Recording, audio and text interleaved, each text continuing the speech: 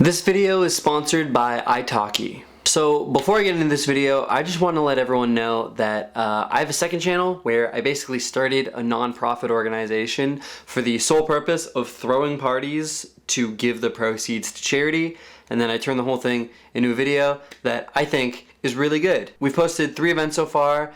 I'm currently editing the 4th, which should be up soon. And yeah, the link will be in the description below. If you're interested, you can click that, check it out, or click in the top right corner, which I think is that. Yeah, I would just really appreciate your support. Anyway, let's get into the video. So, fun fact, I just got back from a vacation with my girlfriend to Montreal to go to a music festival called Osheaga. It was a ton of fun, but if you don't know this, Montreal is a French-Canadian city. And so I was a little worried going into it that I wasn't going to be able to communicate with anyone, which, you know, can be kind of a terrifying thought if you're in a city that you don't really know your way around, and, you know, if you need help finding a place or just in general, you don't have anyone to talk to. Luckily, I found the sponsor of today's video, Italki. Italki is basically your go-to resource for one-on-one language tutoring. And it can be done from anywhere, be it on your computer or on your phone. You can choose from a huge list of over 10,000 teachers teaching over 130 languages. And if you're curious, you can even go into each teacher's qualifications. What I found really helpful is that you can choose between professional teachers who are trained to teach and do it for a living, or it worked for me better, community teachers who tend to be a little more informal and can really just teach you what you want to know. And once you pick a teacher, all you gotta do is pick a day and time that works for you, and boom, you got a lesson set up. You can do it through Skype, Google Hangouts, you name it. And the whole service is way cheaper than your average offline tutor. On average, it's about 30% less expensive. And best of all, if you try it out using the link at the top of the description, you will get $10 credit after your first purchase. So please, if you ever thought about learning another language, check out the link in the description. On to the video. Fun fact, did you know guys like to be touched? Wow. I know. You're welcome. But yeah, in a lot of cases, physical touch, at least for guys, is one of the best ways to feel connection with someone, even oftentimes better than getting a compliment. And if you're already serious with a guy, some of these places that we're gonna talk about will just drive him wild. But, you know, even if you aren't, you touch a guy in the right place, he might start looking at you differently. From like a friend to maybe a girl who wants to get to know a little more. That is how powerful of an effect that touch can have. Let's stop wasting time and just get into it. Here's 5 secret places that you should touch a guy if you want to make him fall in love. Number 1, his hair. Damn, we're really out here acting like dogs. But honestly, a good head scratch? Damn. Have you ever had just a really good wash from your hairdresser? I'm talking like one that's more massage than actual washing, because they're just like really getting in there. It feels amazing. Honestly, it's half the reason I even get a haircut. No, but really, it doesn't even have to be like a deep tissue head massage. Just playing with our hair and, you know, touching it lightly is a sign of affection that guys really appreciate. It kind of just says a lot when there's nothing to say, you know? Like, don't worry, I'm here, I got you. It's reassuring, and it's something that I think guys might not admit, but they need a lot more than they would ever say. I'm not saying like just go up to a guy and start rubbing his head. That will freak him out and he will probably never want to talk to you again. But I don't know, there might be little opportunities that pop up, and the opportunities that like it wouldn't be super weird. Maybe the two of you are good friends and you're sitting next to each other and he puts his head on you because he's tired. Or, you know, there's been bad news and you're having one of those comforting hugs. Honestly, there's a million ways that this could organically come up, but for the love of God, just make sure that you're tasteful with it or don't do it at all. But I will say also, there's a huge, humongo difference between playing with a guy's hair and then like giving him a head pat. Like, there. That just feels a little degrading. One thing has you feeling warm and wanted, and the other like you're someone's pet. Number 2,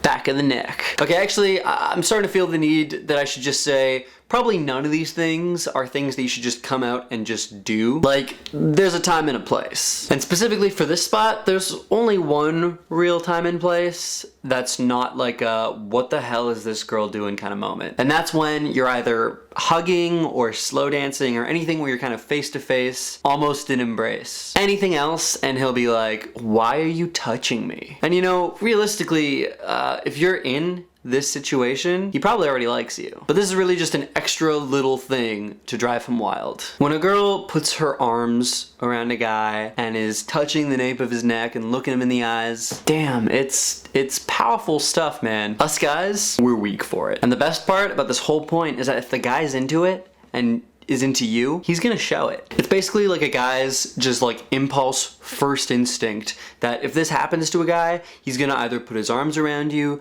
or pull you in close, or at least like put his hands on your waist. Because if us guys like someone, we just want to be as close as possible to them. And you know what? It also just kind of makes us feel like a man, you know? Not the stereotype, but you know, a lot of the time, guys are generally taller than girls. And so a lot of couples, you know, when they're doing something like this, the girl puts her arms up around the guy's neck. And like, regardless of whether or not we are, it just makes us feel like big and strong and like we can protect you. And these are all just good things for a girl to make us feel. Number 3, our backs. That's right, baby got back. But yeah, there's basically 2 ways that I mean this. One is, yeah, just touching our back. That's great.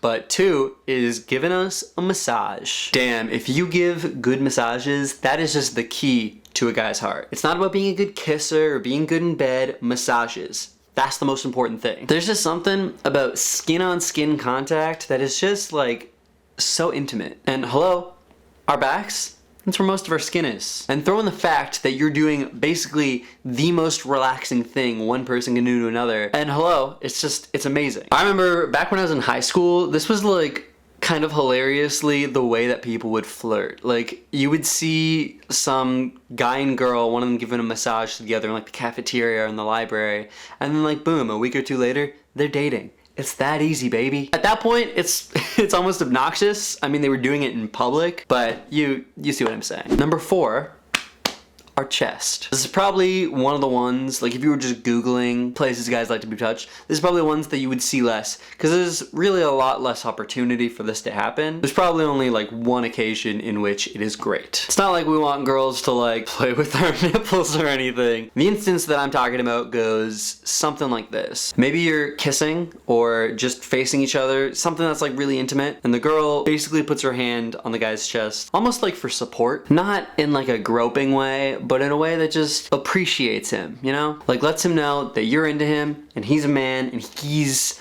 enough. What I'm realizing actually through making this video is that there's a common theme through these points. A lot of where we like to be touched is places that reassure us about things we're insecure about and things that guys don't ever really talk about. So stuff like this point with the chest is just another thing that tells us that we're good enough and that you're crazy about us. That stuff goes really a long way. And you know what? A guy who feels secure around you and feels confident, he's gonna want to feel that way about himself all the time, and therefore is gonna want to be around you all the time. But yeah, whatever you do, just don't fondle him.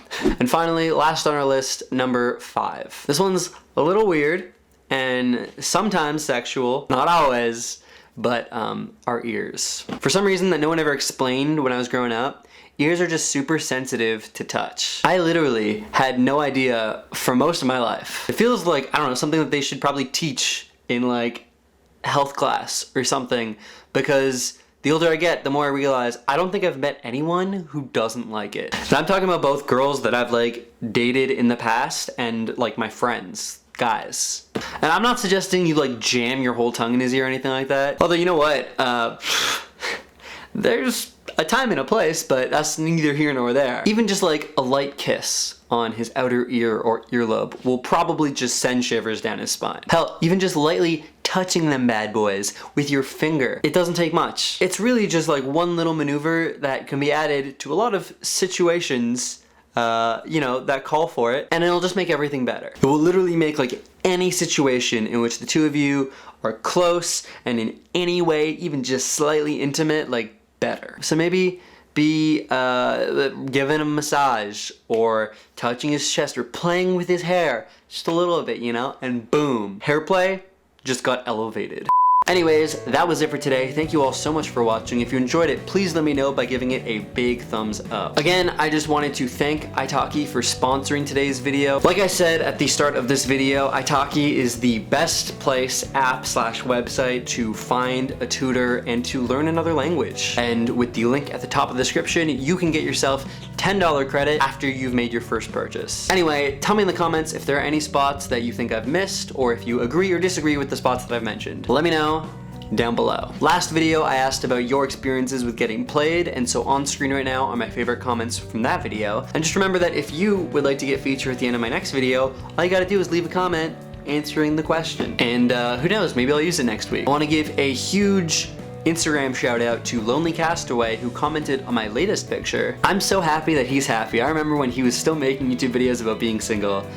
Damn, that one hit me right in the feels. Thank you, I've been very happy lately. Also, Crystal Lynn, who commented on a different recent picture that she loves my content and that my aesthetic is super cool. She also called me real and cool, which is really the best way to win my friendship, through sucking up and tons of flattery. Lastly, shout out to Leia McNeil, who is a new follower, but right off the bat liked a bunch of pics. You hit the ground running, what can I say? Thank you so much. Make sure you go follow those three, and if you want a little Instagram shout out at the end of my next video, make sure that you're following me on Instagram. My Instagram is just Andrew Kuo.